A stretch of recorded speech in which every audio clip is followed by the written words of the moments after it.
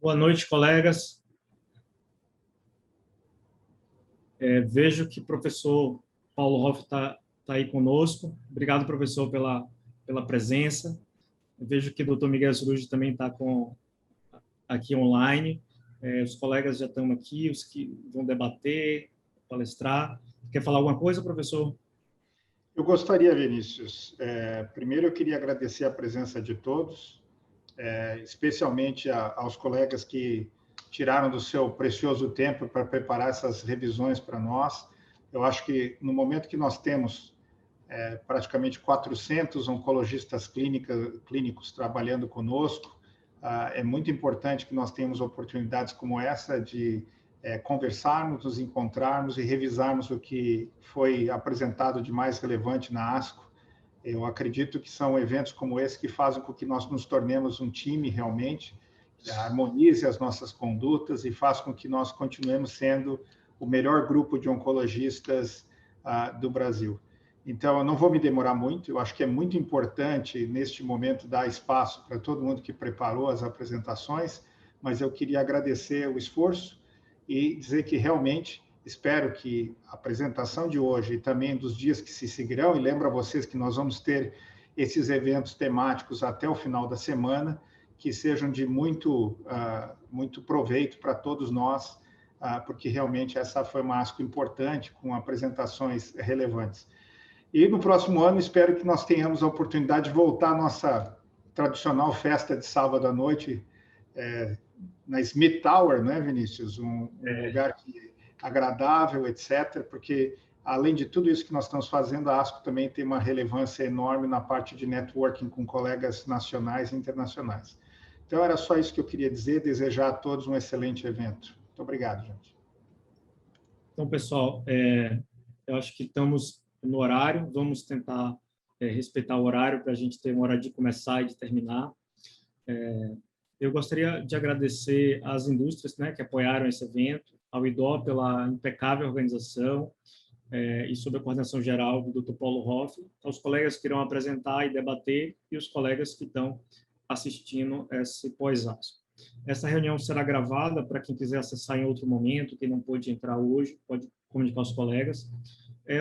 O objetivo é durar 1h30 essa atividade do pós-ASCO de URO, dividido em 3 blocos, próstata, rim e bexiga. Cada bloco terá 15 minutos para ser apresentados os trabalhos e, em seguida, mais 15 minutos de discussão.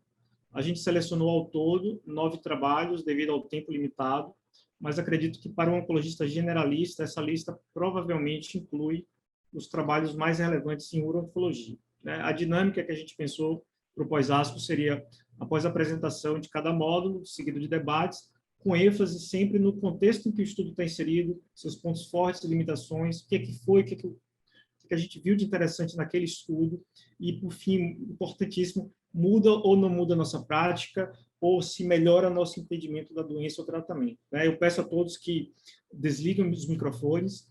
Quem quiser se inscrever para perguntar no horário de discussão, pode levantar a mão no Zoom ou perguntar no chat, que a gente vai estar olhando o chat. Então, começando o módulo de próstata, eu chamarei o Dr. Leonardo Aten, oncologista da DORA em Fortaleza. Ele vai apresentar o resumo dos trabalhos. Em seguida, o painel multidisciplinar de experts vão discutir. Eu já vou introduzir os experts para a gente facilitar a dinâmica e não perder tempo. Os doutores José Maurício, oncologista da Oncostar de São Paulo, Camila Mossi, médica nuclear de São Paulo, doutora Elisângela Carvalho, coordenadora da Radio-Oncologia da DOR Bahia, a doutor Frederico Mascarenhas, coordenador da Urologia do São Rafael e da Cirurgia Robótica do Hospital Aliança, Rede DOR Bahia. Então, Leonardo, boa noite, é contigo agora. Boa noite a todos. Eu queria, primeiramente, agradecer o convite, dizer que é um prazer estar aqui. E acho que vamos lá, para a gente começar. Eu vou compartilhar minha tela.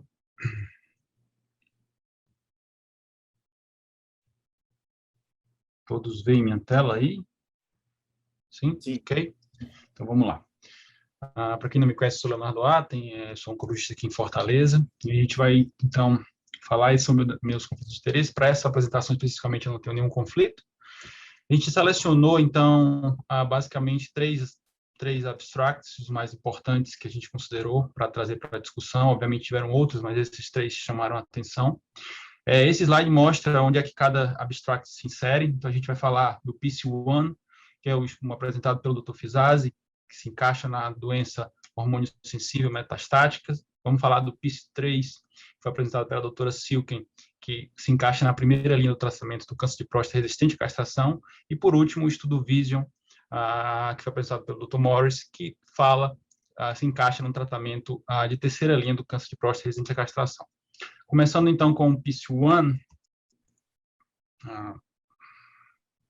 Passar aqui, então, esse é o desenho do PC1. Eram pacientes com doença de novo, isso é importante destacar. Então, pacientes com doença de novo, sensíveis à castração, metastáticos, tá? E esse estudo, a intenção era avaliar o acréscimo da abiraterona ao tratamento padrão para a doença hormônio sensível. E aí, eram, então, 4 braços considerados o tratamento padrão, braço 1, um segundo braço com a associação da abiraterona. Existia também, na verdade, um estudo 2x2, que queria avaliar, então, a adição da abiraterona e radioterapia. E aí, um terceiro braço, que era o braço tratamento padrão mais radioterapia, e um quarto braço tratamento padrão mais ABRE mais a radioterapia. Aqui vale a gente lembrar que o tratamento padrão para a doença hormônio sensível ela mudou radicalmente nos últimos anos. Então, até 2015, o tratamento padrão era ADT sozinho. Depois da apresentação do Charted em 2015, entra o docetaxel, e aí faz-se uma emenda nesse trabalho, no PC1, para que o docetaxel fosse permitido como parte do tratamento padrão. E a partir de 2017, com mais dados, o docetaxel passou a ser obrigatório como tratamento padrão, então. Tá? Então, aí o docetaxel entrou como fator de estratificação, mas passou a ser obrigatório a partir de 2017. O que a gente vai ter de apresentação dessa ASCO são os 2 braços de abiraterona. Foi feita uma análise estatística para avaliar a interação entre radioterapia e abiraterona. Essa interação não foi detectada, então o que permite que esses 2 braços de abiraterona fossem analisados conjuntamente. Então, os dados de radioterapia ainda não foram apresentados. E o que é que a gente tem de resultado, então? O estudo foi positivo para o endpoint primário, que seria a sobrevida de progressão radiográfica, tanto na população global, que é a população que não recebeu docetaxel inicialmente, mais a população que recebeu docetaxel, então a população global, o endpoint foi positivo, uma redução de quase 50%, de 46% no risco de progressão radiográfica, em favor do braço que usou a abiraterona, com um P significativo. E esse endpoint também foi positivo para a população que recebeu docetaxel, que seria analisando apenas a população que passou a receber docetaxel como obrigatório a partir da emenda de 2017. Então, esse também foi positivo, um hazard rate de 0,50 com um P significativo, um ganho aí absoluto de 2,5 meses na mediana de progressão radiográfica. Como é que a gente coloca o PC1, então, comparando com os outros estudos? O estudo mais semelhante ao PC1 é o ENZAMET. O ENZAMET comparou a adição da enzalutamida e era permitido que os pacientes usassem docetaxel no cenário da doença sensível à castração. Apenas 45% usaram docetaxel no ENZAMET versus 60% no PC1. Os dois usaram, o ENZAMET era enzalutamida, obviamente, e o uso foi concomitante. E o ENZAMET também trouxe um ganho de sobrevida livre de progressão. E os dados de sobrevida global do ENZAMET foram negativos. A gente não tem dados ainda de sobrevida global do PC1, os dados não são maduros ainda, mas o ENZAMET já trouxe esses dados e os dados são negativos. Os outros estudos, Titan e ARTS, também permitiam, mas um número menor de pacientes usaram e não foi concomitante. E a gente não tem dados de sobrevida. Na verdade, a gente tem dados, mas não dessa população especificamente. Existe o ARASENS, que é um estudo que está avaliando a DARO, mas ele está em andamento ainda. Então, a gente não sabe se os dados de sobrevida global vão ser positivos. Obviamente, estamos aguardando isso. Então, como é que a gente encara? E aí fica a pergunta, vale a pena intensificar o tratamento? Então, para quem seria, para quem valeria a pena fazer terapia tripla? O que o ENZAMET mostra, esses são slides, são curvas do ENZAMET, mostrando que existe realmente uma população que progride cedo. Aqui na sobrevida de progressão, as curvas se abrem ali em torno de 6 meses e as curvas de sobrevida se abrem aqui em torno de 18 meses para a sobrevida global. Então, mostrando que existem alguns pacientes que talvez precisem dessa terapia tripla intensificada. a gente não sabe, talvez, quem sejam ainda. E aí eu trago as questões, né? Quando intensificar, então, esse tratamento? A gente vai fazer isso apenas se vier o ganho em sobrevida global, é o que a gente espera, é que seria mais óbvio, ou talvez valha a pena em alguma população, por exemplo, pacientes de novo, né? O PIS-1 eram apenas pacientes de novo, vale lembrar isso novamente, pacientes com alto volume de doença, pacientes com doença visceral, metástase hepática, pacientes que progridem rápido para doença metastática após tratamento do primário. Então, existe talvez uma sugestão de uma avaliação de risco clínica que possa definir pacientes que precisem dessa intensificação. O segundo trabalho é o PIS-3, que foi apresentado pela doutora Silken. Esse é um estudo, então, de doença resistente à castração, tá? Então, eram pacientes com doença metastática, pouco sintomáticos, e o que ele avalia é a adição da enzalutamida, do rádio 223 à enzalutamida. Então, era um braço com enzalutamida mais rádio 223 versus enzalutamida, a randomização 1:1 no cenário resistente à castração. O endpoint primário era sobrevida de progressão radiográfica também. Aqui vale só uma contextualização. Antes do PIS-3, existia um estudo, o ERA 223, que avaliou a associação da abiraterona com rádio 223. E o que se viu foi, na verdade, um número muito elevado de fraturas e mortes no braço da associação. Isso gerou um alerta na comunidade. O que chamava a atenção era que, na verdade, mais de 75% dessas fraturas não estavam relacionadas a sítios de metástase, então 79% não tinham metástases no braço da combinação e 74% no braço da abiraterona isolada. Eles viram que 60% dos pacientes não tinham usado nenhum agente protetor ósseo, né, e numa análise pós-hoc foi visto que esses agentes eles reduziam o risco de fratura. Isso teve influência, então, aqui no PIS-3, porque levou a um alerta. E o comitê independente tornou mandatório, a partir de 2018, abril de 2018, tornou mandatório que usassem um protetor ósseo, um agente protetor ósseo, no estudo PIS-3. Tá? E aí os pacientes passaram a usar. Já em junho de 2019, na ASCO 2019, os primeiros dados foram apresentados de segurança, mostrando uma redução efetiva do número de fraturas. E agora a gente tem na ASCO 2021 novos dados mostrando o efeito da associação. Aqui, só para mostrar que realmente aquele alerta de segurança resultou numa queda no uso, uma mudança brusca, né? A gente tem aqui, antes do alerta, 45% dos pacientes não usavam nenhum agente protetor ósseo, e após o alerta, isso caiu para menos de 3%. E o que a gente tem, então, de dado é que, no cenário antes do protetor ósseo, em 12 meses, no braço da associação de ENZA com rádio 223, a gente tinha uma taxa de fratura de 37%, em 18 meses, 45%. Chama muita atenção as taxas de fratura também no braço da ENZA isolada, que chega a 15% em 12 meses e 21% em 18 meses. E isso caiu de forma significativa, né, para menos de 3% com o uso dos agentes de proteção óssea. Tá? O que vem para discussão é que realmente não há dúvida, né, quanto ao benefício desses agentes no cenário do câncer de próstata resistente à castração, tá? Não há, os dados são muito claros que a gente deve utilizar.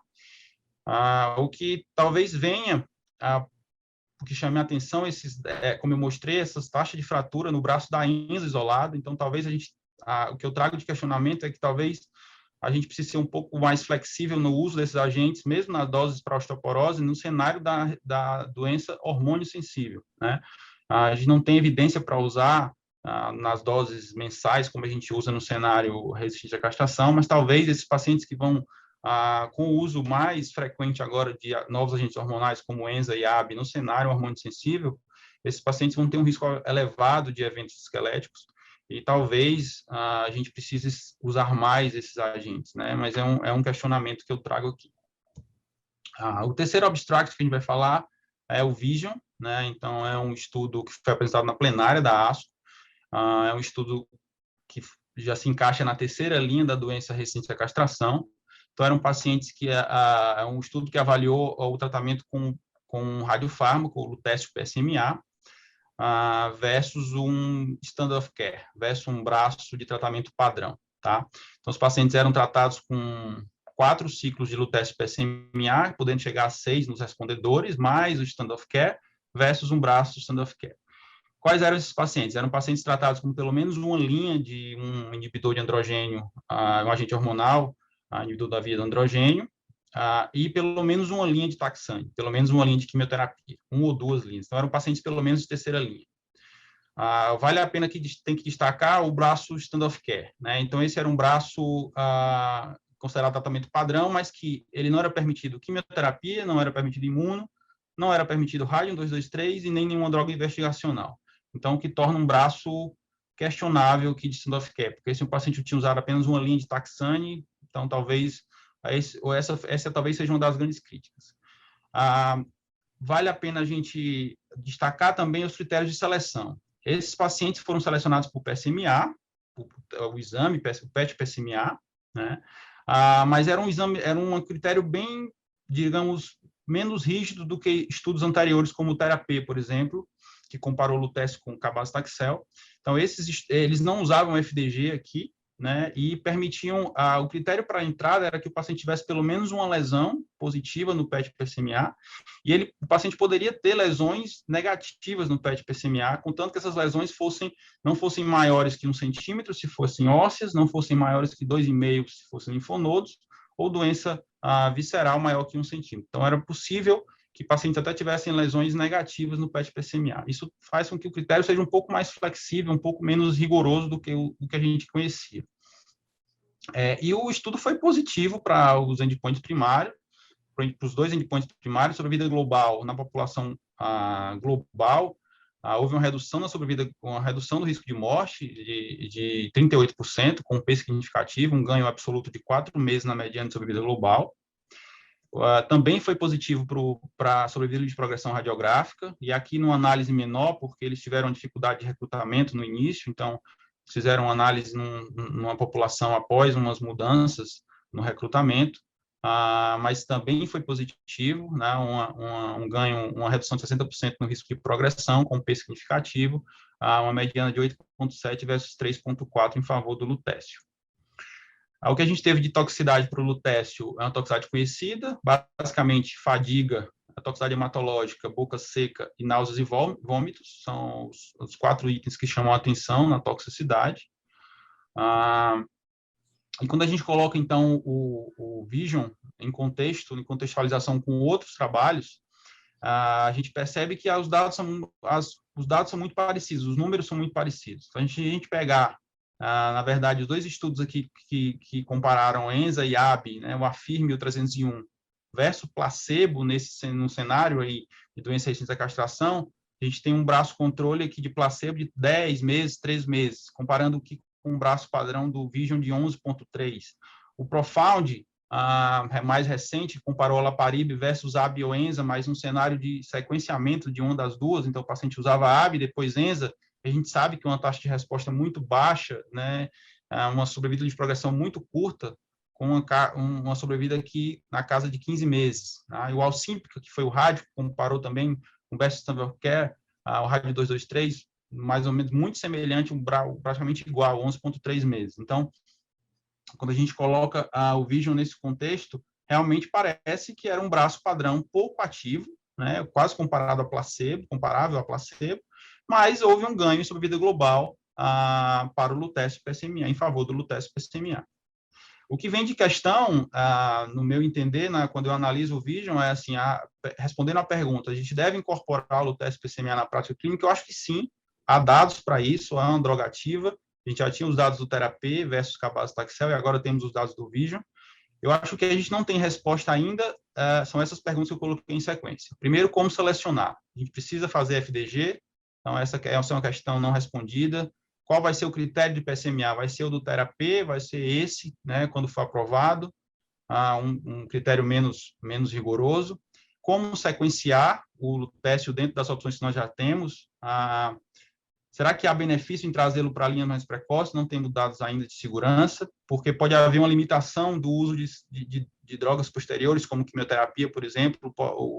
Há um questionamento se o lutécio PSMA poderia limitar o uso de quimioterapia posterior.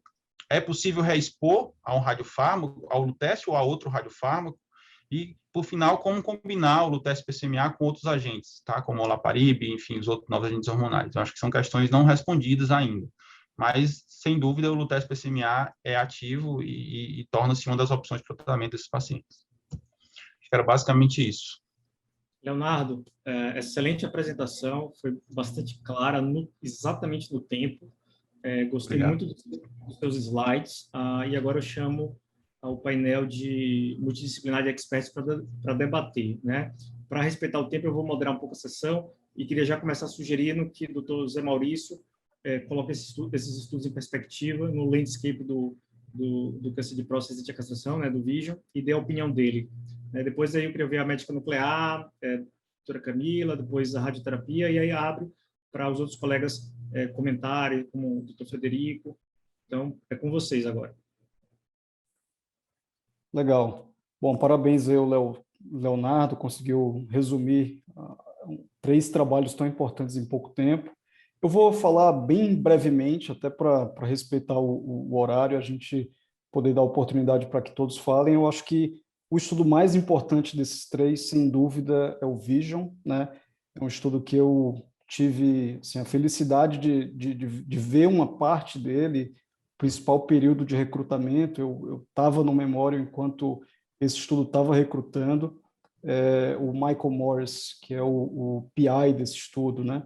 Ele era a pessoa com quem eu mais tive contato no Memorial, então tive uma felicidade muito grande de vê-lo depois apresentando na plenária da ASCO. Eu acho que esse estudo a gente tem que destacar alguns pontos, né? Primeiro que ele tem como objetivo aqui levar o registro do lutécio PSMA pelo FDA, né? Esse era o grande foco do Vision, porque a gente já sabia que era um tratamento ativo. Inclusive, nós já utilizávamos na nossa prática aqui no Brasil, na Austrália já era utilizado, na Alemanha, alguns outros países europeus. Então, nós já sabíamos, né?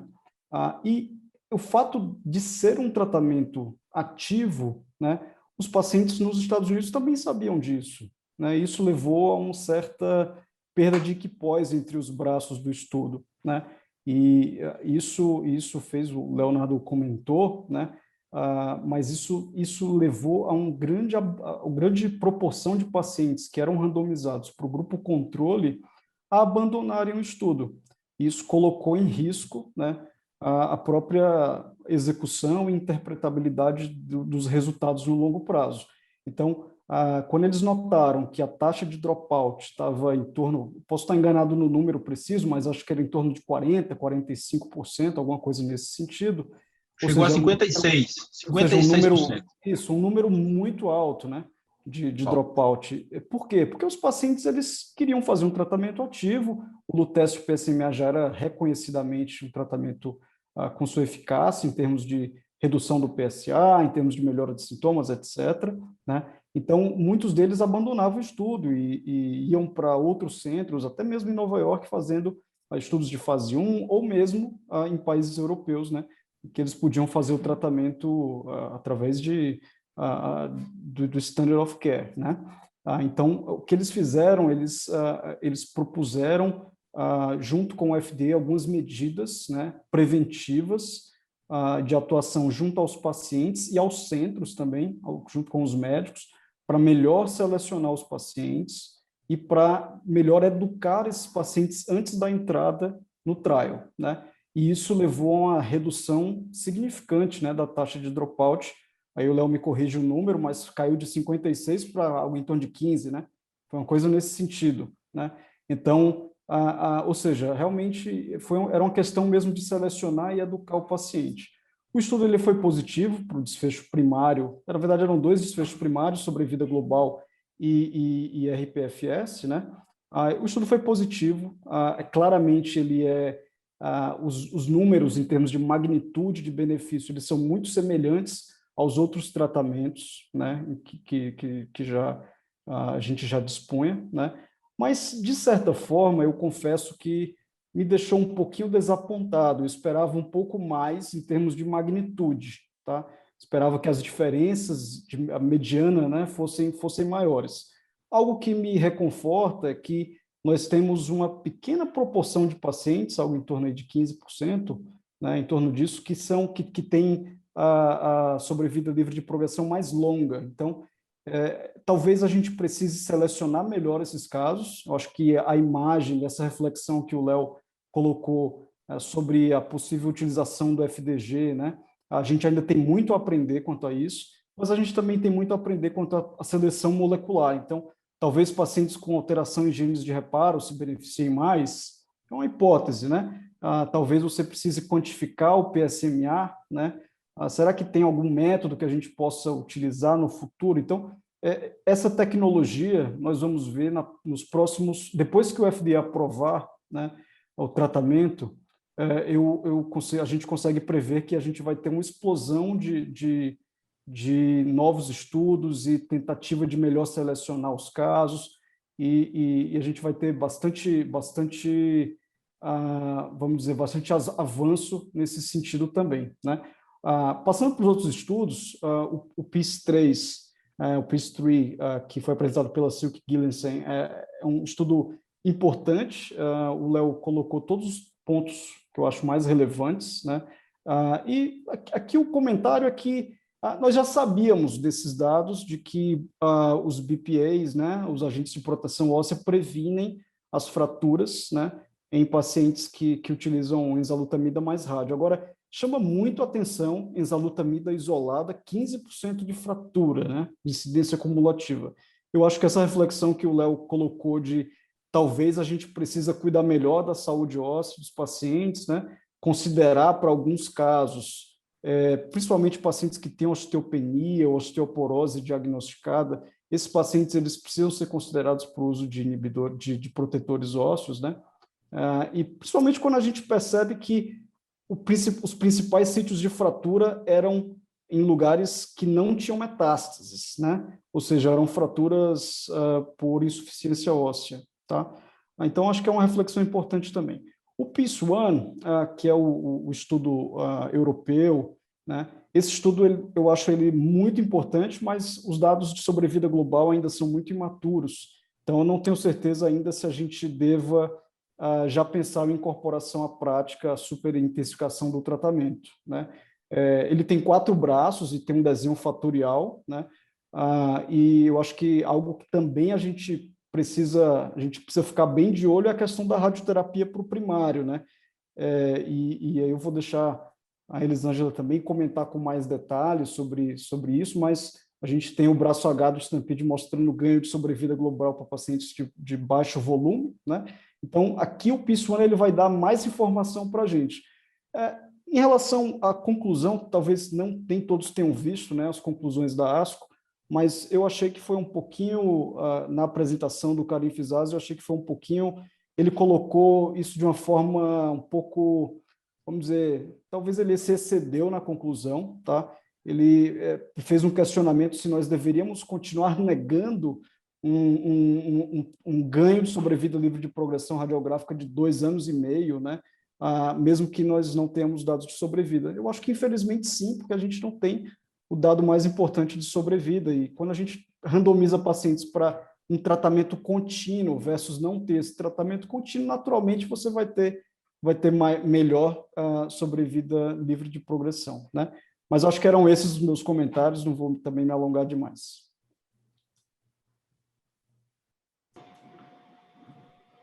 Acho que é a minha vez, então, né? Parabéns, Leonardo, pela excelente apresentação dos trabalhos, conseguiu resumir de uma forma ótima. Zé Maurício também acho que já fez comentários excelentes sobre todos, né? Agora eu vou dar um pouco da visão do nuclear em relação a esses estudos. Então, acho que, começando pelo PEACE-3, veio para quebrar um pouco aquela ideia que a gente tinha tido do ERA, né, que falava do rádio com a abiraterona, com o aumento das fraturas. Então, ficou bem claro, como o Zé Maurício disse, que é super necessário o uso dos protetores ósseos, e eu acho que o uso do rádio 223 com a enzalutamida vai mostrar ainda para a gente no final, né, do resultado do estudo, mas a gente já tem alguns estudos menores, inclusive abstracts que foram apresentados na ASCO desse ano, que mostram que essa associação do rádio com a isolutamida diminui os biomarcadores ósseos, mostrando, então, que esse paciente, provavelmente, ele vai ter um ganho de qualidade de vida e, pelo menos, de um atraso de progressão, um tempo maior de livre de progressão. Então, acho que essa foi o mais importante do PIS-3 em relação à medicina nuclear. Agora, o Vision, que foi, acho que, o grande momento, né, do lutécio, mostrando esse ganho de diminuição do risco de morte desses pacientes, queda do PSA, mais que 50% em grande parte desses pacientes, e ficam os questionamentos que o Leonardo colocou mesmo. Uma coisa que eu gostaria de comentar em relação à realização do FDG, que foi uma coisa diferente do terapia, né? Então, o que a gente acredita hoje é que, para selecionar esses pacientes, deveríamos ter, pelo menos, o PET-PSMA. Mas, quando a gente olha o estudo, ele, nos critérios de inclusão, ele coloca que é possível, deveriam ser excluídos pacientes com lesões que não tinham captação de PSMA e tinha um diâmetro, por exemplo, linfonodo maior que 2,5, ou lesão óssea com cometimento de partes moles maior que 1 centímetro. Então, se a gente for pensar dessa forma, provavelmente essas lesões, elas captariam o FDG. Então, foi uma forma, eu acho que de selecionar, não fazendo o FDG, que de alguma forma, que de uma certa forma, não é coberto pelo, se a gente for ver, não tem reembolso, né, pelos convênios, então é uma forma de diminuir o custo, mas realmente a gente não sabe. Agora, eu imagino que se o estudo tivesse incluído o PET com a FDG, provavelmente os nossos resultados ainda seriam melhores, porque a gente ia estar selecionando bem melhor esses pacientes, né, excluindo aqueles que são péssimos, assim, já estão muito no final do tratamento, a gente sabe que com captação de FDG iam ser piores, e a gente ia ter um P melhor ainda nesses casos. Bom, acho que... Eu cheguei, tomei banho, quero saber... Por favor, alguém está com o microfone ligado aqui, deixa eu identificar. Desligou. Bom, em relação a outro questionamento que o Léo fez, em utilizar, a gente saber quando utilizar, né, o PSMA lutécio, se a gente pode fazer isso de uma forma mais precoce, acho que a gente vai ter que esperar os estudos, mas tenho certeza que logo vão, com a aprovação do FDA, a gente vai começar a bombar, né, estudos com PSMA lutécio, tenho certeza que a gente vai ter dados, mas realmente é uma coisa para se pensar, porque com relação à qualidade de vida, o tratamento, o paciente passa muito mais leve com o PSMA lutécio do que com uma deprivação androgênica, né? Então, eu imagino que a gente vai ter realmente papel nisso, vamos esperar para ver se vamos ter ganho de sobrevida em relação a isso. Camila, acho que era isso. Só para o interesse do... certo. Eu queria ver a opinião do Dr. Frederico, urologista, se ele viu alguma coisa interessante na ASCO, em próstata, ou desses trabalhos, ou de outro trabalho, ou que ele vislumbra que possa ter uma integração entre a parte cirúrgica e esses trabalhos.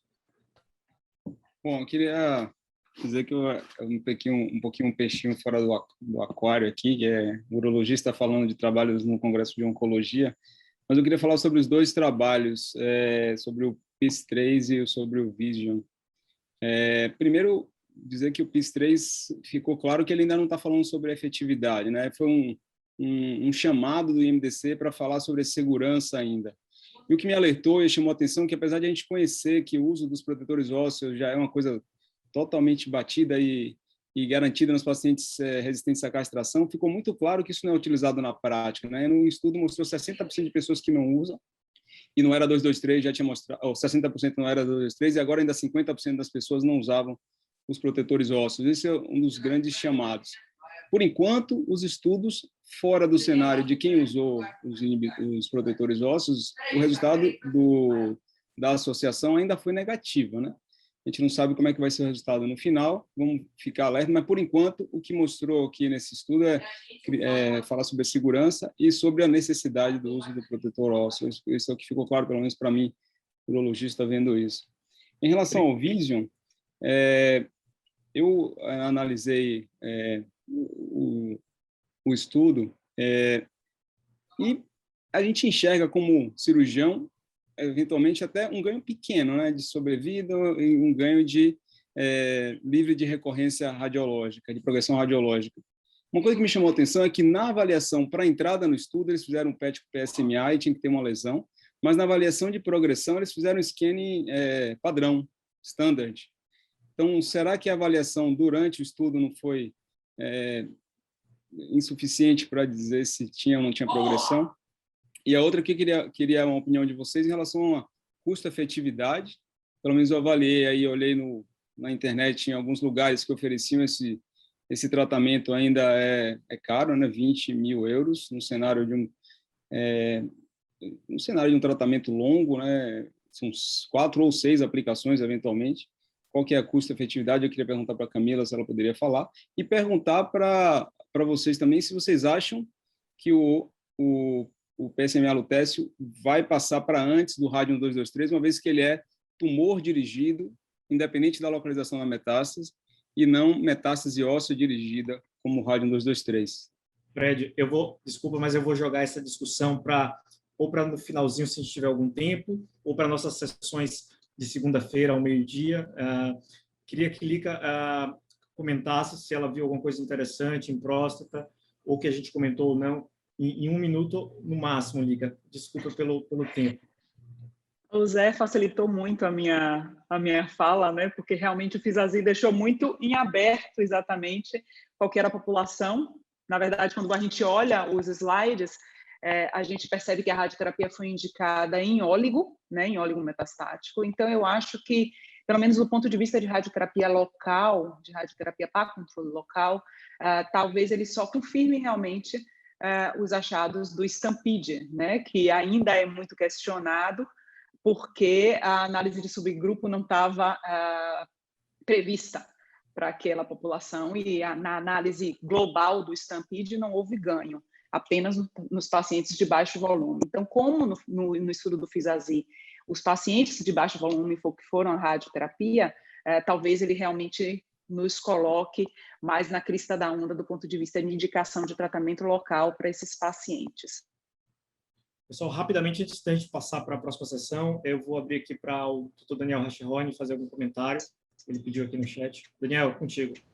Não, só rapidamente. Chama a atenção a... Desculpa. Não, segue aí, a palavra é tua. Pode falar, Daniel. Que o fracionamento foi diferente do fracionamento do STAMPEDE, e também vai ficar em aberto o que fazer com o M1, né? Se a gente vai entrar com o tratamento também do M1, além do tratamento local. Pronto, Dani, pode ir. Oi, Eli, parabéns aí a todo mundo. Eu só queria rapidamente, para não atrasar, quer dizer, eu sou um pouco contra a ideia de químio com hormônio, com tudo junto. Eu acho que está um pouco cedo para se pensar nisso, e eu achei, sinceramente, os comentários depois da apresentação muito fracos. Eu acho que as pessoas estão pensando muito em estatística e pouco com a cabeça. Eu achei muito ruim. E achei pior ainda o comentário do Michael Morris depois da apresentação, quando muitos sugeriram fazer o tratamento sem qualquer exame de avaliação prévia, como PET com PSMA, que é uma coisa básica em diagnóstico. A gente está conversando, eu e o Sérgio Altino, com o Michael Hoffman, a gente está escrevendo um artigo em conjunto com ele, porque eu achei os comentários totalmente fora de questão. O princípio básico do diagnóstico é você ter o alvo com a imagem. E isso foi até questionado por pessoas que eu acho que não têm a mínima noção do que é um PET com PSMA. E eu acho que sim, a gente selecionar pacientes com FDG, pela nossa experiência aqui do Rio, e o Michael Hoffman também colocou isso quando a gente está discutindo com ele, pelo menos 50% dos pacientes têm lesões que são PSMA negativas e FDG positivas. E isso certamente a Camila deve ter essa experiência aí também. Então, não é que o tratamento não possa funcionar, mas ele vai funcionar muito mal nesses pacientes. E só para finalizar, em relação ao custo, Frederico, obviamente o custo desse tratamento é alto, mas se a gente pensar que, em geral, são 4 aplicações, a gente tem tratamentos hoje em oncologia que são muito mais caros e que são dados por anos. Então, se o tratamento for eficiente, apesar de ser um tratamento que a dose é cara, são só 4 aplicações em geral. Então, eu acho que talvez não seja dos piores que a gente tem por aí. Só isso, desculpa. Obrigado, Daniel. Seguindo aqui, então, a gente vai passar para o módulo de rim. Eu gostaria de chamar a doutora Candice, oncologista da DOI Recife, para apresentar os trabalhos selecionados em rim. E aí, em seguida, o painel de experts, composto pelos doutores Daniel Racheroni, Dr. Bruno Oliveira, de Brasília, e Dr. Vitor Cirurgi, urologista de São Paulo, irão discutir o que muda e o que não muda na prática clínica e outros pontos relevantes. Então, Candice, é contigo.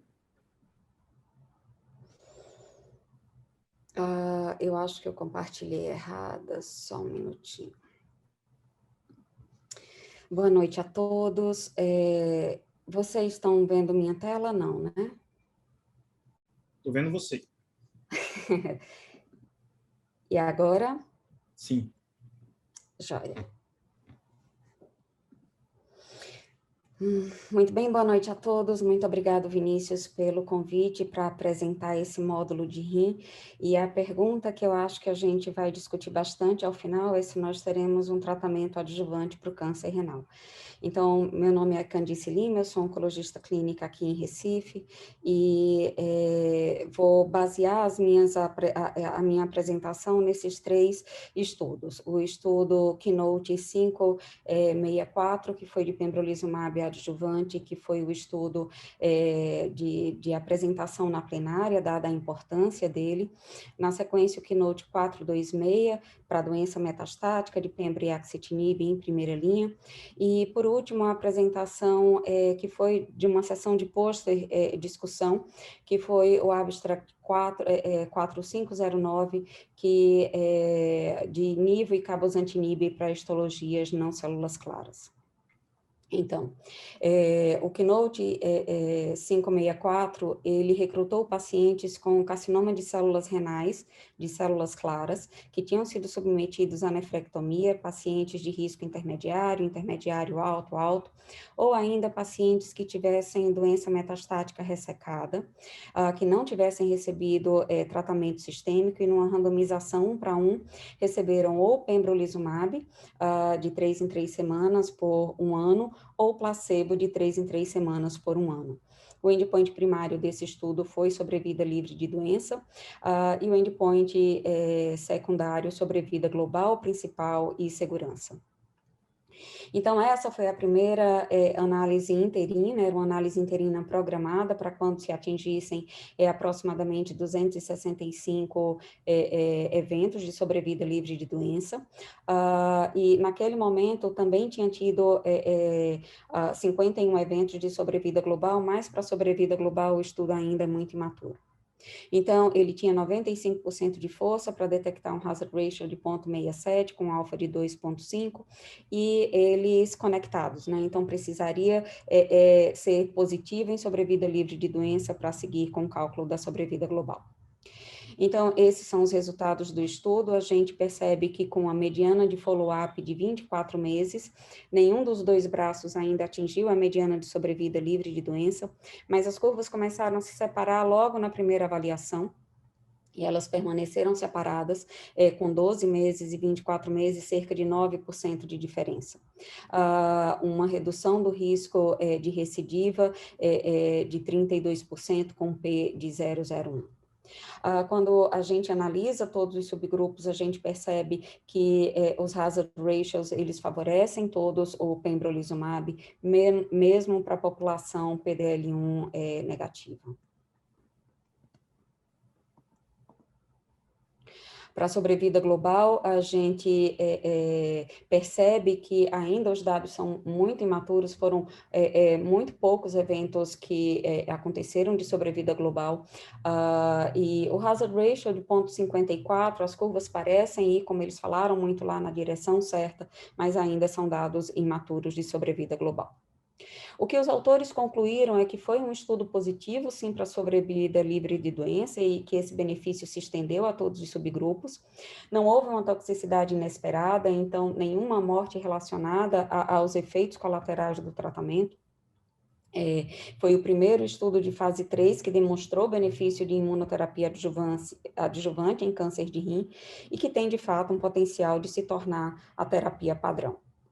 Seguindo agora para o Keynote 426, foi um estudo onde se recrutou pacientes com tumor de rim metastático, que também de células claras, que não tivessem recebido tratamento para doença avançada antes, randomizado 1 para 1, para pembrolizumab e axitinib ou sunitinib no braço controle.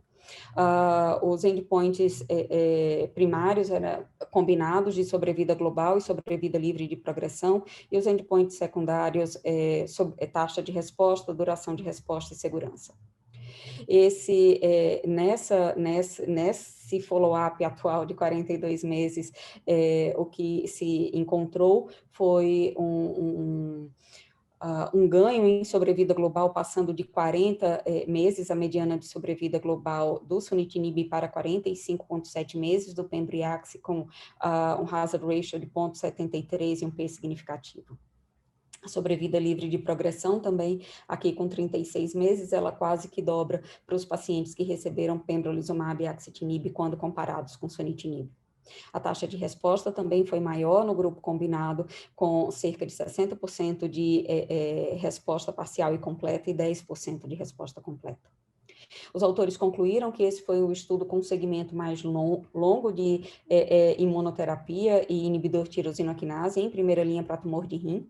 Não houve nenhum evento colateral novo que tenha surgido aí com esse segmento mais longo, e esses resultados eles continuam embasando a utilização desse esquema como primeira linha de tratamento para os pacientes com tumor de rim metastático. O terceiro estudo que eu acho interessante a gente discutir aqui é um estudo de fase 2, de instituição única, mas que ele trouxe uma população de pacientes que não é muito representada aí na maioria dos estudos, que é a população não células claras. O NCCN, ele coloca como opção de terapia número 1 para esses pacientes o sunitinib e tem uma expectativa de que esses pacientes poderiam ser melhor tratados com outras combinações. Então, esse estudo teve duas coortes, uma coorte que tinha as histologias papilar, não classificado, associado a translocações, e a coorte 2, que tinha pacientes com histologia cromófoba. Essa coorte 2 foi fechada por futilidade, e esses pacientes eram com doença avançada ou metastática, e que poderiam ter recebido até uma linha de tratamento sistêmico antes. Então, poderia ser em primeira ou segunda linha, os pacientes iriam receber cabozantinib mais nivolumab com um endpoint primário, taxa de resposta, a taxa de resposta dos endpoints secundários foram sobrevida livre de progressão, sobrevida global e segurança. Então, esse gráfico em cascata, ele impressiona, né? Quando você junta os pacientes que tiveram resposta parcial ou doença estável, você tem uma taxa de controle de doença de 97%, que é muito, e um percentual pequeno de pacientes apenas progrediu. A mediana de sobrevida livre de progressão foi de 12,5 meses, e a mediana de sobrevida global foi de 28 meses.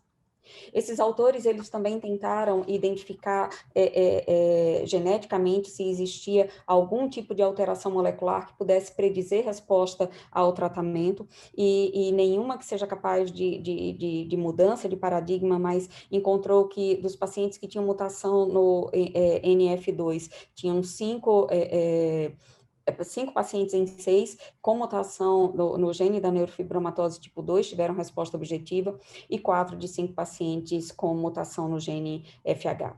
Os autores concluíram que essa combinação de cabo e nivolumab, ela demonstrou uma atividade promissora nessa histologia não células claras. Os eventos adversos foram os esperados para essa combinação, e a análise genômica não definiu nenhum alvo de combinação, mas mostra o quanto esses tumores são heterogêneos. Então, as mensagens finais, e que eu acho que é o que a gente talvez discuta agora, nesses próximos minutos, se nós teremos já um tratamento adjuvante para câncer de rim. A maioria dos colegas pensa que sim, né? A gente ainda tem muito a ser discutido. Será se precisa esperar os dados de sobrevida global? Será se a gente está satisfeito com os dados de sobrevida livre de doença? Toxicidade financeira é algo que a gente deve trazer, mas esses são resultados importantes para pacientes com câncer de rim operado.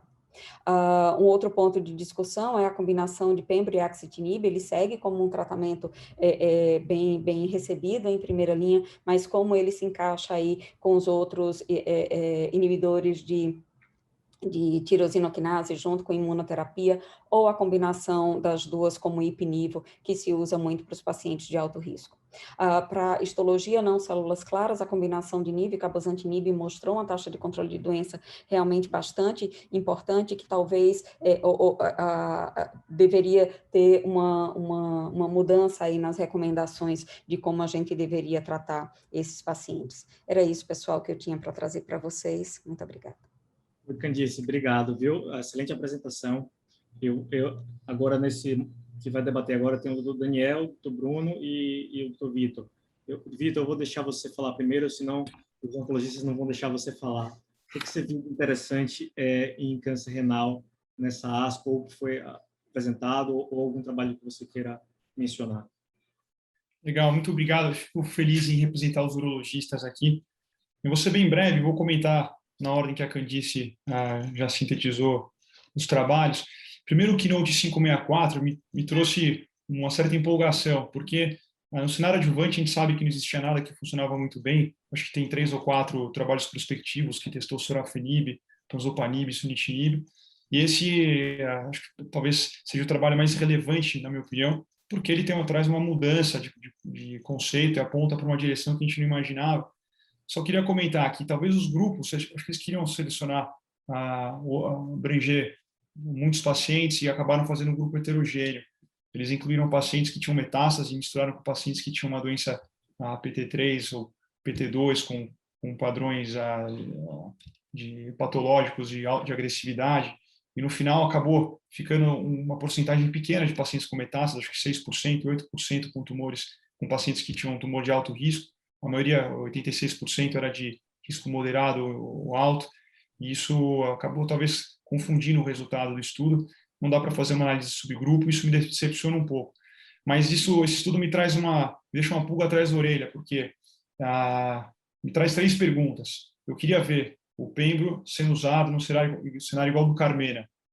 Depois, isso é meio óbvio até, acho que todo mundo já espera isso. Eu queria ver o pembro sendo usado no cenário neoadjuvante.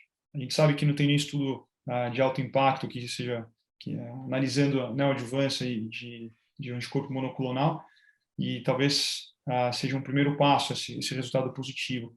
E depois eu gostaria de ver o pembro sendo usado depois das nefrectomias parciais. Quando a gente faz a análise histológica e tiver critérios de mau prognóstico, por que não a gente fazer também o cenário adjuvante nefré parcial? Então, isso parecia distante com os dados que a gente tinha até hoje. Depois desse trabalho, me parece um pouco mais factível. Passando para o Keynote 426, na verdade, não tenho muito a comentar, acho que, na opinião minha, singela, de um urologista, desses estudos que usam anticorpo monoclonal, me parece que o estudo que tem os resultados mais maduros, e por isso eu confio bastante, né, nessa combinação.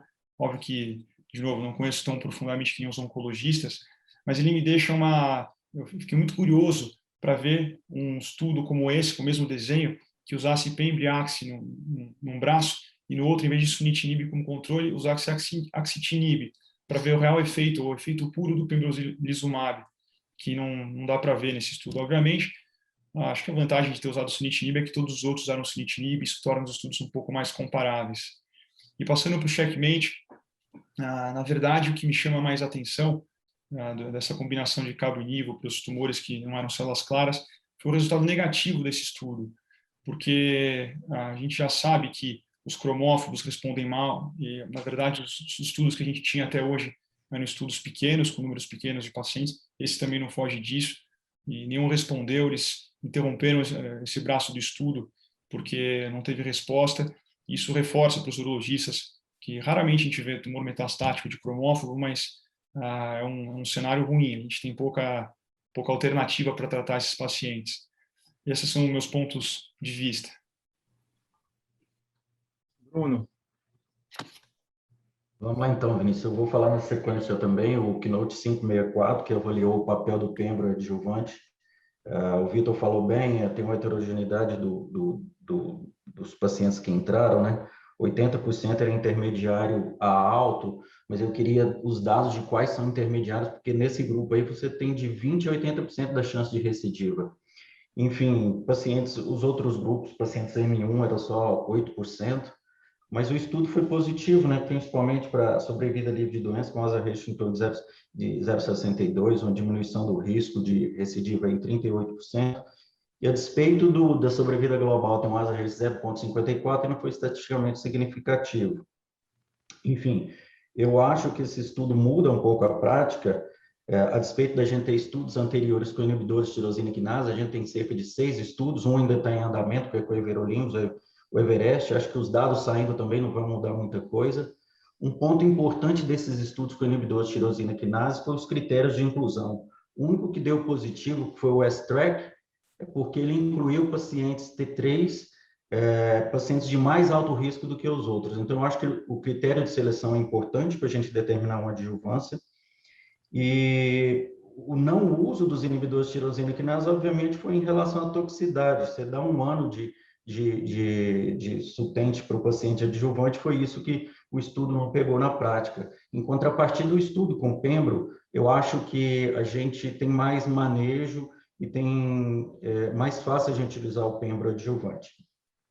Passando para outro estudo, que é o Keynote 426, ele só corrobora nessa análise final com 42 meses de segmento, só corrobora aquilo que a gente já sabia das outras análises interinas, com um ganho de sobrevida global e sobrevida livre de progressão em relação ao sunitinib, com uma taxa de resposta em torno de 60%, resposta patológica de 10%, e se tornando uma opção bastante viável em primeira linha, entre aqueles pacientes que decidem de fazer IO versus IO inibidor de tirosina quinase. Eu acho que essa decisão é basicamente se o paciente precisa de resposta, é o primeiro ponto. O segundo ponto, as comorbidades dos pacientes. Se eles têm pressão alta, por exemplo, mais descontrolada, você não vai lançar mão do inibidor de tirosina quinase. Se ele tem uma diabetes compensada, que você pode ter que usar quando você faz a combinação IO, o corticoide em dose alta, você não vai fazer uso desse combo de imunoterapia com imunoterapia. Enfim, e o último estudo, que é os pacientes de carcinoma de células renais metastático não células claras, só nesses critérios aí desses pacientes, são cerca de 40 pacientes, mas é importante se eles tivessem dividido esses pacientes, principalmente os papilares, se era tipo 1, tipo 2, porque a gente já tem terapias mais recentes, como o erlotinib e o bevacizumab, que estão taxas de respostas altas nesses pacientes com papilar associado à leiomiomatosa. Mas, enfim, teve uma taxa de resposta boa de 48% e uma taxa de controle de doença, como o Candice colocou, de 97%. Eu acho que esse estudo ainda não muda a prática, e para mim o Keynote 564 muda a nossa prática. Eu acho que se tiver um paciente com critério, um alto risco de recidiva, vale a pena a gente lançar a mão do pembrolizumab, e o Keynote 426 só corrobora os dados que a gente já tinha e continua sendo utilizado na prática. Daniel. Então, bom, primeiro, mais uma vez, obrigado, parabéns, Vinícius, aí pela organização, pelos comentários, Candice, pela ótima apresentação. Eu vou fazer o inverso, quer dizer, vou comentar ao contrário do que o Bruno e o Vitor fizeram. Com relação ao estudo de não células claras, quer dizer, a gente tem um dado aí recente, aparentemente, se a gente tiver que escolher uma droga, cabozantinib seria a melhor, mas é uma droga muito tóxica, uma droga difícil de usar, e a gente tem pacientes que respondem bem à imunoterapia com essa doença, só que, como foi dito, é um grupo muito heterogêneo. Então, eu não sei necessariamente se essa ideia de combinar duas drogas ativas numa população .com, eu seria muito fã. Então, ainda acho que a gente vai selecionar um grupo fazendo imuno, um grupo fazendo antiangiogênico, e eu acho que talvez o antiangiogênico acabe sendo vencedor. Eu acho que essa combinação, a não ser que tenha um estudo randomizado, ela vai ser talvez para casos muito selecionados, que você tem que ter uma resposta muito alta. Com relação à combinação de pembro e Axe, eu acho que é uma combinação que acabou se tornando muito popular, talvez porque as pessoas gostem das duas drogas, saibam manejar as duas drogas. Axe versus sunitinib em primeira linha não tem ganho, né, Vitor? Então, como sunitinib ainda era considerado standard antigo, digamos assim, por isso foi escolhido esse braço. Mas o que me deixa muito assim, preocupado é saber o que eu consigo a longo prazo, né? Porque tem aqueles doentes que respondem bem a longo prazo e que você quer parar um remédio. Então, tem alguns dados mostrando que você parando o pembro com 2 anos, seguindo com oxatinib, tem doentes que vão muito bem.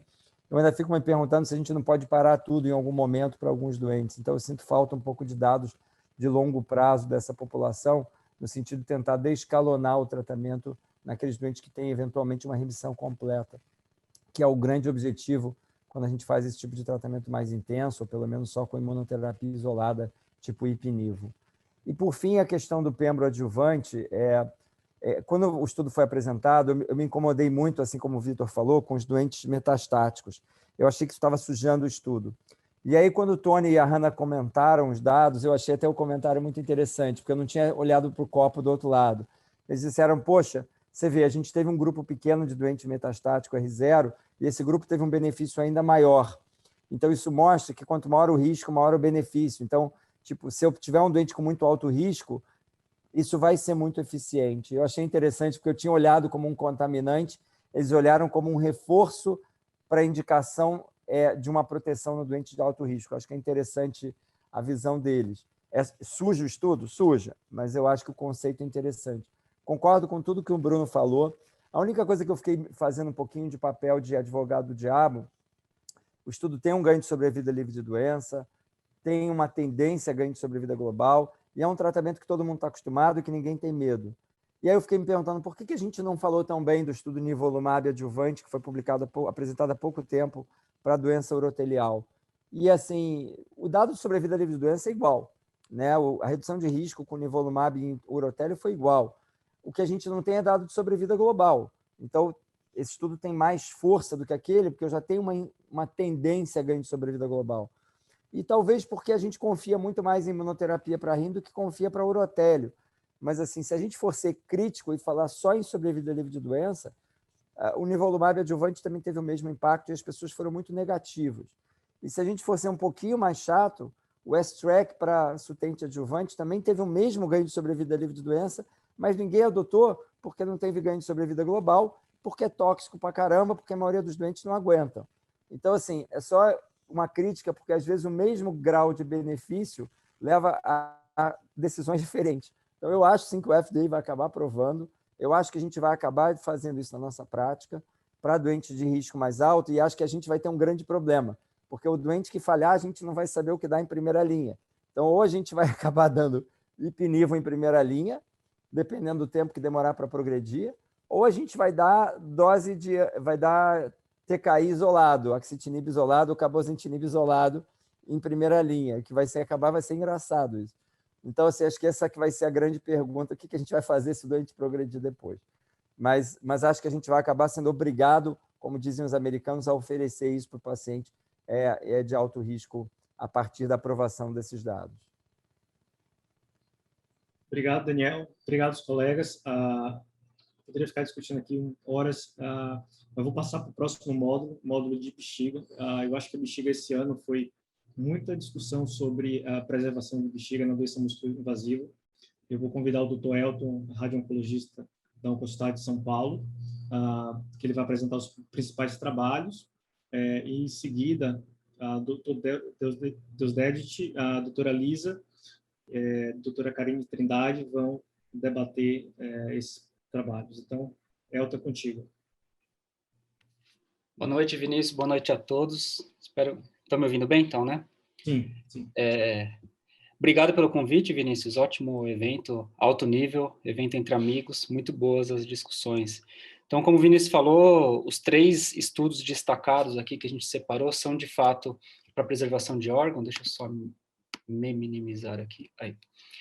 É claro que o objetivo da preservação do órgão é preservar a bexiga com bom desfecho oncológico. Historicamente, a gente tem como modelos de preservação a multimodalidade, envolvendo ressecção transuretral máxima, radioterapia e quimioterapia, principalmente baseada em platina, deixando a cistectomia para o resgate, tanto aqueles pacientes que não tiveram resposta, quanto aqueles que obtiveram resposta e recidivaram.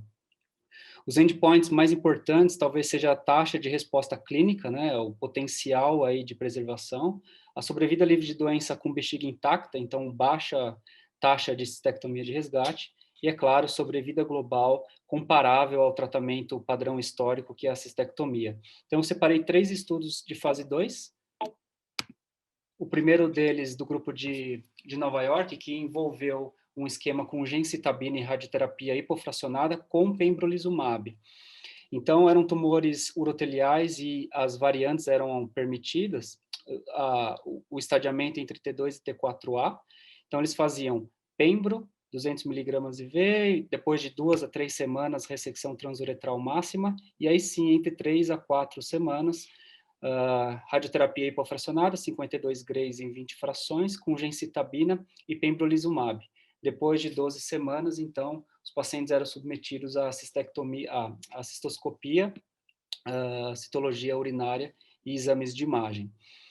Esse estudo ele teve uma parte 1, fase 1 com 6 pacientes, e um fase 2 depois com 48 pacientes, e aí o endpoint primário era sobrevida livre de doença com bexiga intacta em 2 anos.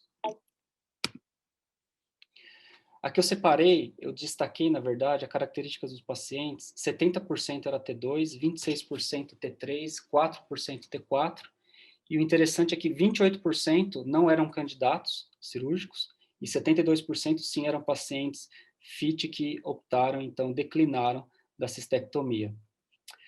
Dos 54 pacientes tratados, 43, 80% tiveram resposta clínica completa.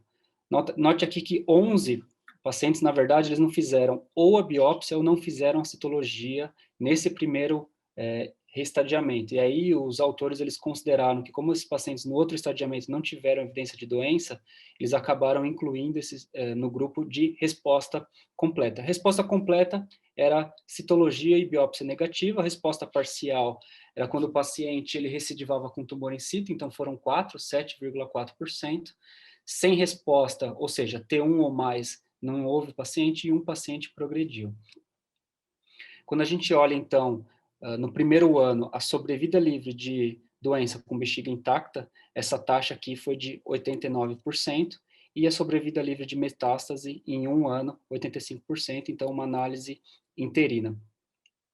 O tratamento foi bem tolerado, né, como toxicidade de grau 1 e 2, principalmente fadiga, náusea, diarreia, toxicidade de grau 3 e 4 também, bastante razoável, 2 a 4% de toxicidade, e um paciente teve uma perfuração de cólon, ele fez diversas complicações depois na internação e veio a falecer por septicemia.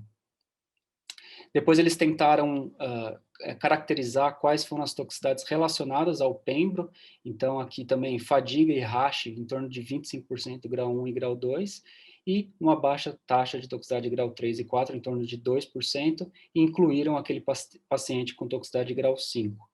9 de 48 pacientes, 19%, precisaram fazer corticoide durante o tratamento. E aí, como conclusão, eles concluem que a modalidade é efetiva e segura num curto segmento. E aí, um estudo fase 2 espanhol, que eles fizeram um esquema de imunoterapia com rádio, né, sem quimio, então com durvalumab e tremelimumab. Então, o esquema era basicamente ressecção transuretral, iniciava o durva e o tremelimumab EV. Depois de 2 semanas, eles iniciaram a radioterapia. Aqui, nesse estudo, a radioterapia era com fracionamento convencional, 46 grays na pelve e 64 grays na bexiga. O paciente era submetido a uma nova cistoscopia, e aí, se ele tinha resposta completa, ia para segmento e para preservação. Se ele tivesse resposta parcial, para cistectomia de resgate. Também, tumores T2 a T4A, O endpoint primário desse estudo, na verdade, foi avaliar a resposta clínica completa, que foi definida como ausência de invasão muscular pós-tratamento, como análise por intenção de tratamento. Ao final, foram 32 pacientes só recrutados, e para um segmento aí de mais ou menos 12 meses. Esse estudo aqui, ele já selecionou melhor, ele selecionou mais, na verdade, né? Então, foram 87% de T2, 9% de T3 e 3% só de T4A. Quando a gente, então, olha a taxa de resposta clínica completa, então foi de 81%, então lembre aqui que nesse estudo considerava essa resposta naqueles tumores que não eram músculo invasivos, então entrava T1, e desses 81%, 78% com resposta de fato completa e 3%, na verdade, um paciente, né, recidivou como T1 ou o TA ou in situ. 2 pacientes não tiveram resposta, o que corresponde a 6%, mas 4 pacientes não foram avaliados aqui. Um rejeitou, o outro teve uma complicação clínica, um terceiro paciente morreu por Covid, e um quarto paciente morreu por toxicidade grau 3, ele fez uma peritonite. Em um ano, a sobrevida livre de doença foi de 76% e a sobrevida global de 87%. Então, segmento mediano aí de 12 meses, foram 2 pacientes que foram submetidos à cistectomia aí de resgate, que eles classificaram como uma cistectomia tardia. A sobrevida livre de doença com bexiga intacta em um ano foi de 73%, por intenção de tratamento, né, um estudo que teve bastante perda.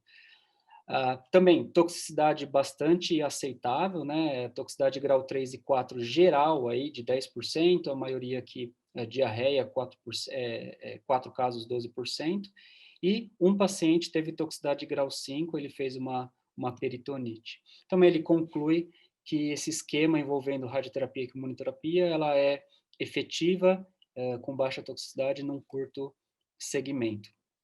E aí o terceiro e último estudo é o estudo do Gauss, que também é um estudo de fase 2, braço único, com quimio e imunoterapia como modalidade, aí, tratamento sistêmico como única modalidade de preservação.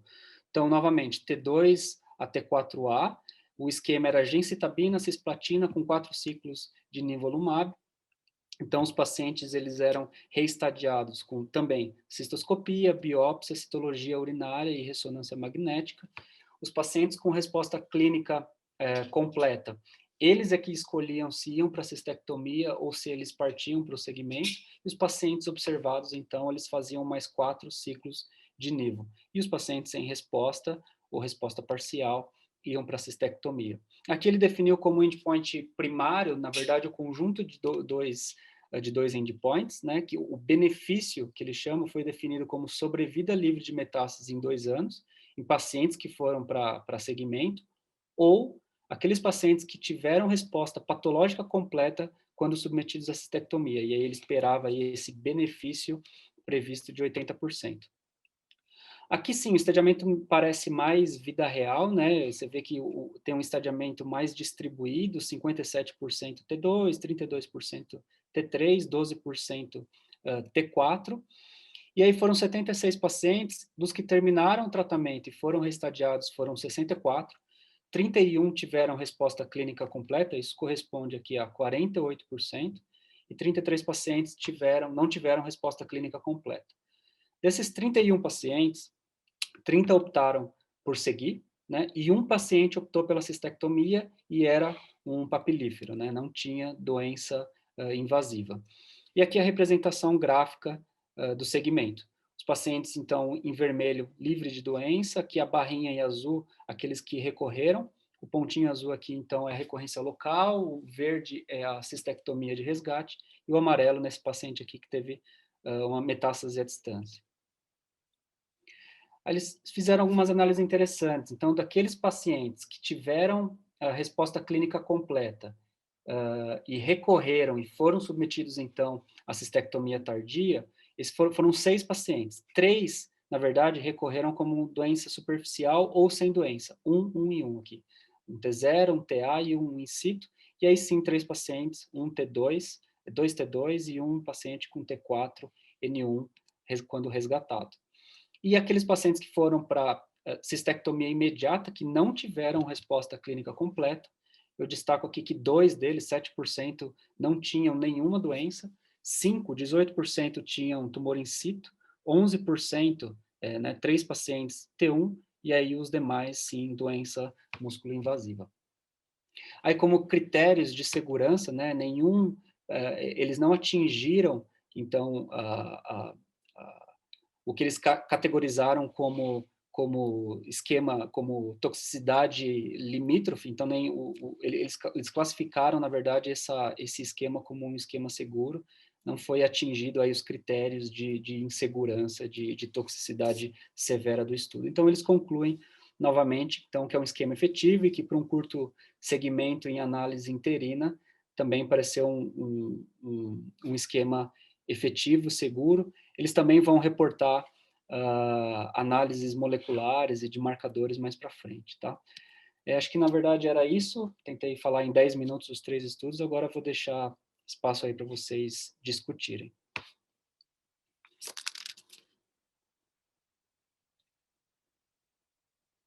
Estava desativado. Oi, Elton. Foi excelente a apresentação e me chamou a atenção os trabalhos de preservação nessa ASCO. E eu queria perguntar para a Lisa se é isso mesmo e qual é isso muda alguma coisa na nossa prática clínica? O que é que você achou desses trabalhos, semelhança, diferenças sobre esses trabalhos? Olha, Vinícius, eu realmente fiquei muito contente aí com, né, essa ASCO e com essa quantidade de informação sobre a possibilidade de preservação e de realmente da eficácia do tratamento. E assim, o que o Elton colocou aí em todos esses estudos, eu acho importante, né, que quanto melhor, eu acho que ficou muito claro isso, quanto melhor a seleção de pacientes para um tratamento de preservação de bexiga, eu acho que melhor vai ser o resultado, né? Então, eu acho que por muito tempo a radioterapia foi considerada, associada à quimio, um tratamento bem inferior, né, para os pacientes com tumores invasivos de bexiga, mas eu sempre tive muita, assim, eu sempre tive a impressão de que a gente estava fazendo alguma coisa errada, talvez na seleção de pacientes, naqueles pacientes com doença muito avançada que a gente sabe que não vai ter um bom resultado mesmo. Eu acho que nessa ASCO ficou bem estabelecido aí, talvez aí o que é o critério de resposta completa para esses pacientes, o Elton também mencionou isso aí, até para a gente ter um parâmetro melhor.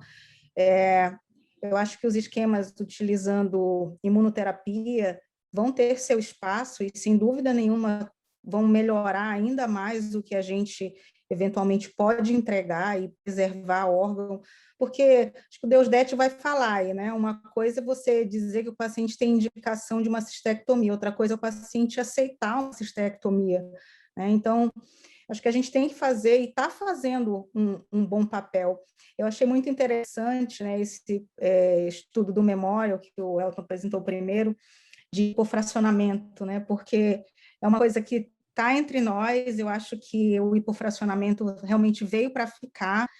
Em bexiga, eu acho que é algo muito, vamos dizer assim, animador também, diminuir o tempo de tratamento desses pacientes, que de fato é longo, e normalmente são pacientes que já são com mais idade e um tratamento associado, então tem aí um desgaste maior dos pacientes, e eu acho que o hipofracionamento vai melhorar isso aí. Mas, de fato, eu acho que é esse momento, e a gente está no caminho de entregar melhores resultados e melhores números, né? Você vê aí que, em termos de resposta completa, a gente sempre está falando acima de 80%, entendeu? Então, acho que a gente está fazendo um bom papel, e sempre lembrar de fazer uma boa seleção, trabalhar de modo multidisciplinar, ligar para o urologista, fazer uma RTU, rever patologia, entendeu? Vou deixar os outros falarem, senão eu vou ficar falando aqui, cara. Deusdedit, você acha que a preservação de bexiga é um caminho que vai estar cada vez mais importante e se fará menos e menos cistectomia, ou isso aí foi só uma onda? Obrigado, Vinícius, por me colocar aqui como representando a urologia aí nesse bate-bola de bexiga. Então, se tem uma coisa boa... Eu vou me ater a 5 minutos aqui. Vou responder a tua pergunta, mas eu queria só comentar aqui desses 3 trabalhos que o Elton apresentou. São 2 trabalhos que eles tentam mudar um pouquinho. A Lisa já falou em relação ao bom resultado que uma radioterapia, uma trimodalidade com a químio, com a químio e radioterapia junto, elas conseguem. Mas eu acho que 2 trabalhos aqui, que é o do Ballard de Nova York e o do Del Muro lá nos espanhóis, da Espanha, eles estão tentando colocar um pouquinho, mudar um pouco a toxicidade em relação à quimioterapia. Então, para tentar diminuir, conseguir o mesmo objetivo da quimio e radioterapia, só que usando imunoterapia, tentar mudar o perfil de toxicidade. Eu acho que eles performaram bem aqui, conseguiram aí 88% dos pacientes, o Ballard, por exemplo, 88% dos pacientes completando o tratamento, 1 ano de doença, livre de doença, com bexiga intacta de 88% para o Ballard e 73% para o Del Muro. Então, realmente, são estudos que mostram que a imunoterapia pode aí ter um papel em relação ou junto com a quimioterapia, mas tirando a cisplatina aí da jogada um pouquinho, mudar um pouquinho o perfil de toxicidade. Agora, em relação à preservação de bexiga, o que eu gostei muito desses trabalhos, e são todos trabalhos nível 2, fase 2, então são trabalhos que estão provocativos, são trabalhos provocativos. O que eu gostei muito realmente foi o do Galsky, porque esse sim, a gente pode dizer que é um trabalho que pensa, a princípio, num primeiro momento, numa preservação de bexiga. Os outros são de trimodalidade, mas a trimodalidade, quando envolve radioterapia, é uma preservação, entre aspas, né? Porque você mexe na bexiga, você afeta a bexiga, a radioterapia afeta a bexiga. E o do Galsky realmente é um trabalho onde ele está fazendo tratamento sistêmico, sem nenhum tratamento local. E aí, o interessante desse trabalho é que ele faz a quimioterapia com imunoterapia, e no reestadiamento, ele vê qualquer resposta. Para aqueles pacientes que obtiveram a resposta a resposta completa, ele faz uma complementação com a imunoterapia de manutenção. E para aqueles que não conseguiram a resposta completa, ele propõe a cistectomia. Então, quando a Lisa fala em relação é difícil propor a cistectomia, eu acho que mais do que não aceitar a cistectomia, é muito difícil para o paciente tomar aquele choque e dizer assim, vai fazer cistectomia agora. Mas se ele estiver pensando numa perspectiva futura de que essa doença pode evoluir, eu acho muito importante, na hora que eu vou conversar com o meu paciente, e vocês também da radioterapia conversarem com o paciente de vocês, é não colocar na cabeça dele que existe uma sequência de tratamento onde você faz a trimodalidade e se der errado você vai para a cistectomia de resgate. Cistectomia de resgate é situação de exceção. A gente sabe que aumenta as complicações pós-operatórias. Tem um estudo recente do Journal of Urology mostrando que as complicações, principalmente as tardias, nas derivações urinárias pelo efeito da radioterapia, isso aumenta a morbimortalidade do tratamento. Então, esse estudo do Galsky eu acho perfeito porque ele faz tratamento sistêmico e realmente preserva a bexiga. Agora, não conseguiu a resposta completa, o que ele faz? Ele pode propor, aí senta com o paciente e diz, você tem um tipo de tumor que não teve resposta completa. Você quer operar? Você quer fazer uma radioterapia? Aí é um novo momento, o paciente já tem uma primeira sensação de como é que o tumor dele respondeu. E aí um dado interessante, 1 ano de doença livre e bexiga intacta desse estudo do Galsky foi 78%, perto de 88% do Ballard. E o Elton colocou na apresentação dele que a seleção de paciente do Galsky teve 32% de T3 e 12% de T4, diferente dos outros que foram 80%, 87% de T2.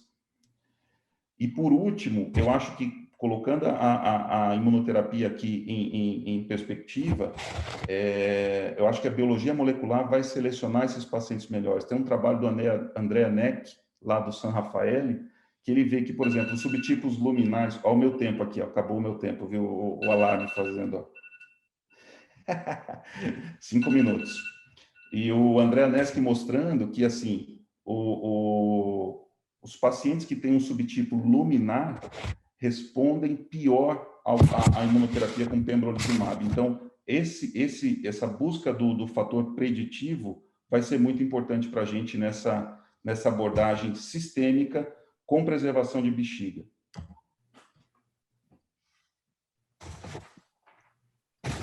Karine, o que você achou desses trabalhos? Se fosse oferecido seu centro de pesquisa para entrar nesse estudo de cisplatina, gemcitabina, nivolumab, que no protocolo não tivesse nem cirurgia, nem radioterapia programada no paciente com doença músculo-invasiva, você entraria nesse estudo? Obrigada, Vini, pelo convite. Boa noite a todos. Na verdade, eu já estou com esse problema, porque a gente tem um estudo aberto, né, com um desenho muito parecido, mas que os pacientes fazem cistectomia, mas a neoadjuvância é com nivo, cisplatina e genzar. E aí, quando os pacientes são reavaliados no final da neoadjuvância, eles não querem operar, né? E o estudo também faz adjuvância com nivo. Então, eu já estou com esse problema que os pacientes não estão querendo operar e a gente tem que conversar bastante, né? Até para não ser aí um desvio de protocolo. Mas entrando um pouquinho, né, nos 3 estudos, assim, eu vou até trazer aqui, o primeiro ponto que eu queria trazer, na verdade, um contraponto, né, a essa questão que o Deused falou da toxicidade. Eu acho que, assim, a gente tem, nos últimos anos, né, feito tratamento de preservação de bexiga, acho que a gente está fazendo cada vez mais, a gente está tendo boas respostas e isso vai nos animando a preservar cada vez mais.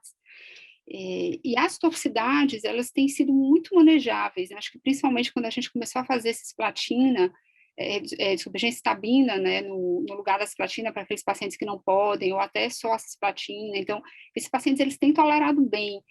E as respostas são muito boas, né? Então, eu me questiono o quanto esses estudos, eles vão trazer um benefício diferente do que a gente já tem.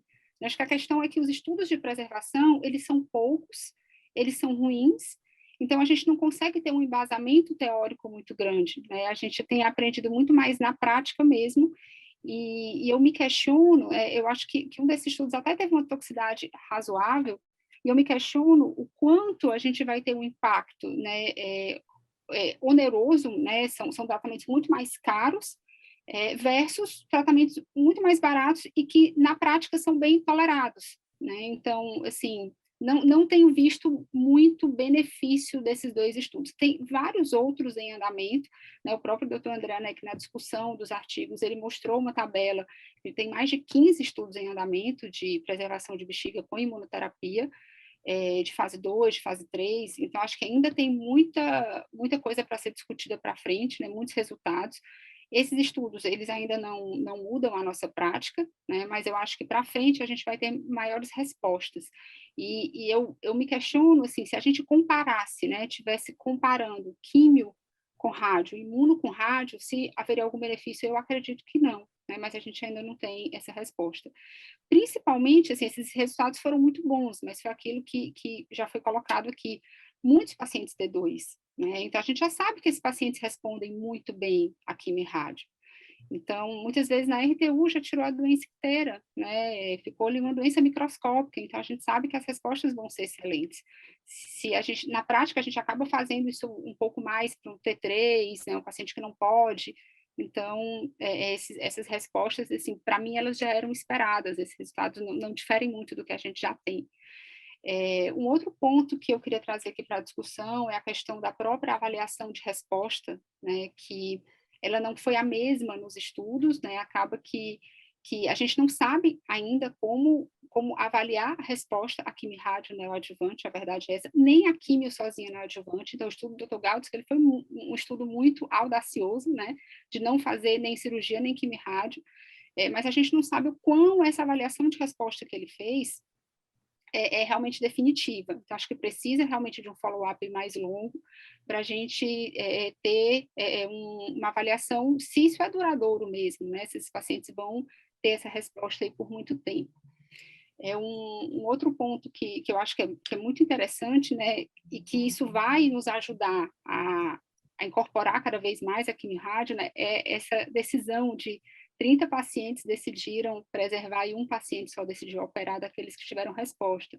Então, de fato, isso traz, né, a nossa prática para o estudo, que realmente os pacientes não querem tirar a bexiga. Então, quanto mais a gente conseguir preservar, realmente, essa é a preferência mesmo. Muitas vezes a gente acaba insistindo na cistectomia por ser o padrão, né, na maioria das vezes, mas sabendo que não é o que o paciente quer. A questão dos biomarcadores, eu acho que isso vai nos ajudar muito, principalmente em relação ao uso da imunoterapia na neoadjuvância e principalmente em não fazer nada, né? Eu acho que os resultados do estudo do Dr. Gauss, que ele faz avaliação de biomarcador em várias etapas, né? E aí a gente não tem ainda esses dados, eles vão ser apresentados, né, posteriormente, mas isso talvez nos dê uma luz, né? Qual aquele paciente que de fato a gente fica mais seguro em não fazer nada. E eu acho que é isso, né, de principais comentários. Eu acho que não são estudos que mudam a nossa prática, mas são estudos que estão trazendo cada vez mais, né, uma realidade que a gente já vem fazendo e nos dá mais segurança de cada vez tentar evitar mais as morbidades, a cistectomia e preservar a bexiga. Acho que a gente está aprendendo qual a melhor forma de preservar. Sim, Elton. Pode falar, você queria comentar? Isso, queria sim, obrigado, Vinícius. Não, só fazer um comentário sobre a fala do Deusdedit, a respeito do estudo do Gauss, defender um pouquinho só a rádio aqui, só rapidinho. Acho que o mais interessante... 2-1, hein? 2-1. Não, é que de fato acho que o que mais chama atenção é que, na verdade, é um tratamento padrão com nível, né, com imuno, que então aí o paciente ele já faria um tratamento padrão neoadjuvante aí, tanto é que 30 optaram pela preservação, então acho que isso é o mais interessante do estudo, com tumores mais avançados, como eu tinha frisado e o Deusdedit mencionou, mas só sobre o que ele falou, ele deu uma pedalada aí no número, que eu queria só dizer que, por exemplo, foram 75% de bexiga intacta daqueles que tiveram resposta clínica completa. Porém, a resposta clínica completa ocorreu em 48%, então vou dar uma de Dilma aqui, é 75% sobre 50%, o que daria ali uns 40%, é metade da preservação. É inferior. Compara com os dados de rádio. Então, assim, só fazer uma defesa aqui da trimodalidade. Ou seja, provocando você... que eu comparei, também era sobre os de resposta completa. Não, mas era por intenção de tratamento. Lá teve mais resposta completa, mas ambos eram porcentagens sobre os que tiveram resposta completa. Mas você tem razão. Eu vou ter que apartar a briga. Menor no grupo. Olha, vai dar briga feia aqui. Não vai dar BO isso aqui. A gente continua essas discussões no nosso Tumor Board, mas tinha que dar o contraponto de novo para as Deusdedit. Essa discussão é que engrandece, que faz crescer. Eu queria agradecer a todos que prestigiaram o pós-ASCO, o gênito urinário da Oncologia DOR, agradecer aos palestrantes e o painel de debatedores. Todos se empolgaram e fizeram um trabalho muito bem feito. Acho que o evento atingiu seu objetivo de sintetizar os trabalhos mais relevantes em uro-onco. E mais importante, colocar em perspectiva, junto com a opinião dos colegas, que é o mais valioso, que é a opinião do que a gente muda a nossa prática. E queria agradecer a todos e convidar para a gente continuar essas discussões semanalmente no nosso Tumor Board ao meio-dia de segunda-feira. Então, boa noite, pessoal.